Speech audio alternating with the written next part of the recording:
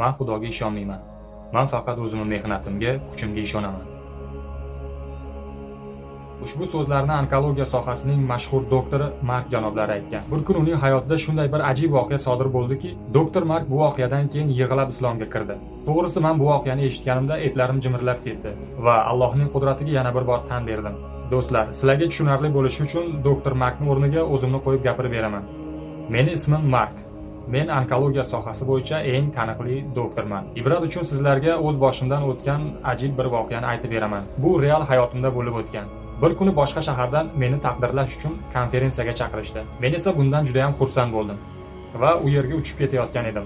Afsuski, samolyot texnik nosozlik tufayli favqulodda qo'nishimizga to'g'ri keldi. Samolyot manzilgacha yetib bormasdan shu o'rtadagi viloyat aeroportiga qo'ndi. Men nima qilib bo'lmasin, o'sha konferensiyaga vaqtida ulgurib borishim kerak edi. Chunki men o'sha mukofot uchun uzoq yillab mehnat qilgan, shuncha ter to'kkan edim. Borishni juda ham xohlayotgan edim. Men u yog'iga mashinada borishga qaror qildim. Keyin o'sha yerdan bitta mashinani ijaraga olib, manzilim tomon yo'l olgan edim. Birdan yomg'ir yog'ib, ketidan bo'ron boshlanib ketdi. Yo'lni tuzukroq bilmaganim uchun u yerda 2 soat adashib, aylanib qoldim. Kun ham kech bo'lib, qorong'i tushib qoldi. Oxiri charchadim. Angladimki, u konferensiyaga borish menga nasib qilmagan ekan. Boz ustiga qornim och. Telefonimning quvvati ham tugagan edi. Shunda hech bo'lmasa bora olmasligimni qo'ng'iroq qilib aytib qo'yish uchun u bukimdan telefon qidirdim. Aksiga olib sel quyib turgan, yaqin orada na bir uy, na bir odam ko'rinmas edi. Ichimni biroz qo'rquv bosdi.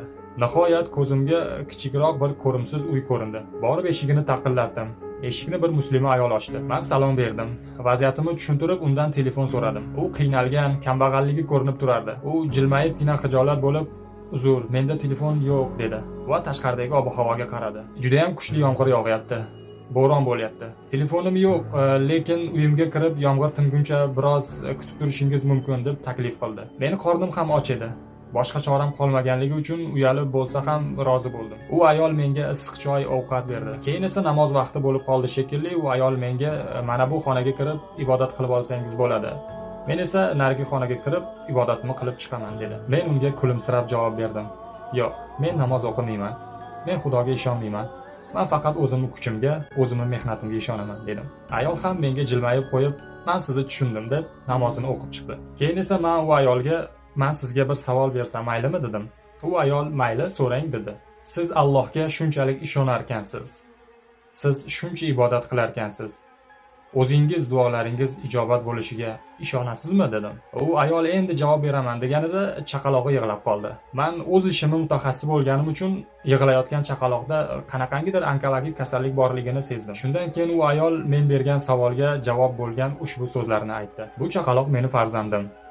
U kamdan-kam uchraydigan kasallikka chalingan. Buni kasalni faqatgina doktor Mark degan mutaxassis shifokor tuzata oladi" deyishdi. U shifokor boshqa shaharda yashayotgan.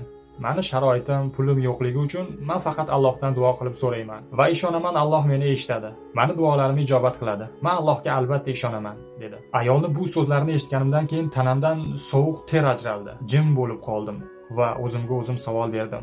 Nega aynan men uchgan samolyot bilan bunday hodisa ro'y berdi? Nega men adashib bu uyga kelib qoldim? Nega aynan ushbu ayolning uyiga kirdim? Shunday xayollar miyamdan tinimsiz o'ta boshladi. Shunda bexosdan tilimdan "Alloh buyuksan" degan so'z chiqib ketdi. Axir men Xudo borligiga ishonmasdim-ku. Axir meni qabulimga odamlar navbatda turib, qayerlardan kelishardi-ya? Axir Alloh bu ayolning duosi sabab meni o'z oyog'im bilan buning huzuriga olib kelib qo'ymadimi? Meni ko'zlarimdan yosh chiqib ketdi. Men qattiq yig'lay boshladim. O'zimni to'xtata olmasdim. Men o'zimga Mark, senga ilm bergan Allohni unutganmiding? Mark, Alloh senga kim ilmliroq ekanini ko'rsatmadimi?" dedim. Va shu zahoti iymon keltirib musulmon bo'ldim. Do'stlar, bu voqea real hayotimizda bo'lib o'tgan. O'zimizning vatanimizda ham Allohni tanigan iymonli, insofli shifokorlar topiladi. Bu kimnidir reklama qilish emas, shaxsan o'zim shunaqa iymonli, insofli shifokorga ishim tushgan. Faqatgina ular ozchilik. Ular faqatgina mashhur emas.